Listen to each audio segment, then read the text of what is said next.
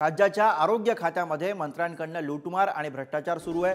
खासदार संजय राऊत यांनी सरकारवरती या संबंधीचा गंभीर आरोप केलेला आहे। तानाजी सावंत, दादा भुसेंसह अजितदादा गटाच्या मंत्र्यांकडून वसुली सुरू आहे असं सुद्धा संजय राऊत यांनी म्हटलंय।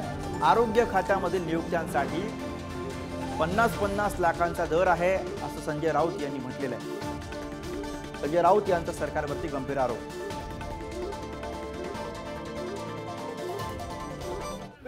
महाराष्ट्राच्या आरोग्य खात्यात नव्हे तर प्रत्येक खात्यामध्ये किंबहुना मला तर असं वाटतं की ह्यांनी जो पक्ष सोडला आणि नवीन सरकार स्थापन केलं ती लुटमार करण्यासाठी, हे सगळे पैसे गोळा करण्यासाठी सरकारी अधिकारी OSD लेवलचे, उपसंचालक लेवलचे वैद्यकीय अधिकारी नेमले गेलेले, त्यांनी पैसे गोळा करायचे आणि ते कात्रजला पोहोचवायचे। कात्रजला कुठलं कार्यालय आपल्याला माहिती आहे। महात्मा फुले योजना लागू करण्यासाठी खाजगी रुग्णालयाकडून प्रत्येक बेड मागे 1 लाख रुपये गोळा केले जातात। मग ह्याच्यामध्ये बोगस लाभार्थी, बोगस बिलं, हे सगळं आलेलं आहे। एक मंत्री नाही तर 2 मंत्र्यांच्या त्याच्यामध्ये सहभाग आहे।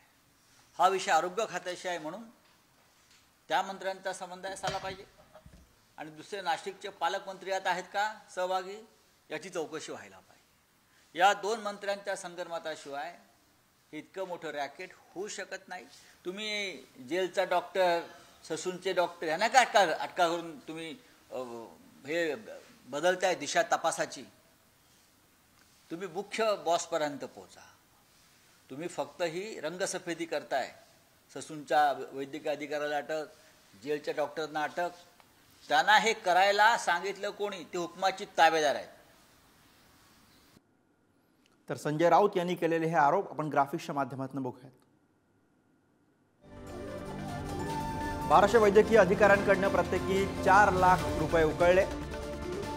वैद्यकीय अधिकाऱ्यांच्या पोस्टिंगसाठी एकूण 50 कोटी रुपये उकळले असं संजय राऊत यांचा आरोप आहे। वसुलीसाठी विशेष SODची नियुक्ती करण्यात आलेली होती।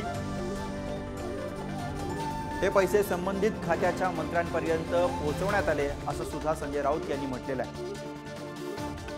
महात्मा फुले योजनेसाठी प्रति बेड 1 लाख रुपये घेतले जातात असा दावा संजय राऊतांनी केलाय। बोगस लाभार्थी दाखवून कोट्यवधी रुपये संबंधित मंत्र्यांना पोहोचले जातात असं सुद्धा संजय राऊत यांनी आपल्या आरोपांमध्ये म्हटलंय। आरोग्य खात्याच्या 2 रिक्त संचालक पदांचा लिलाव केला जाणार आहे असा आरोप सुद्धा संजय राऊतांनी केलेला आहे। त्याचबरोबर 34 पैकी 12 कनिष्ठ अधिकाऱ्यांची बेकायदेशीर सिव्हिल सर्जनपदी नियुक्ती करण्यात आलेली आहे। वाशिम बुलढाण्यामध्ये CS कॅडर नसलेले दोघं हे सिव्हिल सर्जन आहेत।